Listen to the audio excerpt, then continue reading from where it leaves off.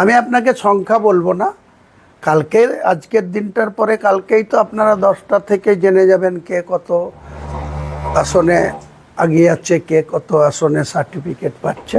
তবে আমি আপনাকে এইটুকু বলতে পারি যে শাসক দল তৃণমূল কত সিট পাবে সেটার আমি প্রেডিকশন আপনাকে করে দিচ্ছি। 95 থেকে 110 অর্থাৎ 110, 95 থেকে 110-এর বেশি টিএমসি যাবে না। আর যে ভারতীয় জনতা পার্টি বিভিন্ন মিডিয়ার লোকদেরকে টাকা দিয়ে দেখাচ্ছে তাদের কর্মীদের উৎসাহ দেওয়ার জন্য, শক্তি বাড়ানোর জন্য, কাউন্টিং ভ্যানুতে উৎসাহ নিয়ে যাওয়ার জন্য, তারা বলছে 160, 150, কোথাও বলছে 178। আমি বলছি ভারতীয় জনতা পার্টি হাইয়েস্ট সিট পেলে 120 থেকে 130-32-এর বেশি বিজেপিও পাবে না।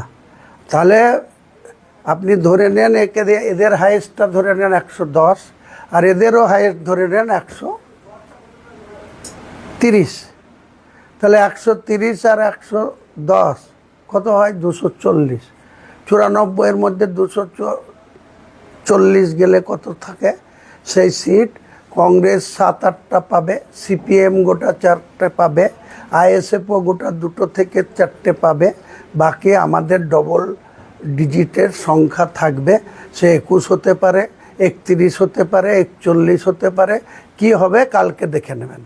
আমি বলছি এরা গোটা 4টে দল মিলে যা পাবে তার ডবল সিট আমজনতা উন্নয়ন পার্টি জয়লাভ করবে। এটা আমার ওভার কনফিডেন্স আপনাকে বলে রাখলাম।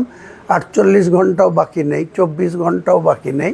কালকে সকাল 10টার মধ্যে ট্রেন পেয়ে যাবেন যে দিকে দিকে আমজনতা উন্নয়ন পার্টির প্রার্থীরা এগিয়ে যাচ্ছে এবং জয়লাভের সার্টিফিকেট তারা সংগ্রহ করছে।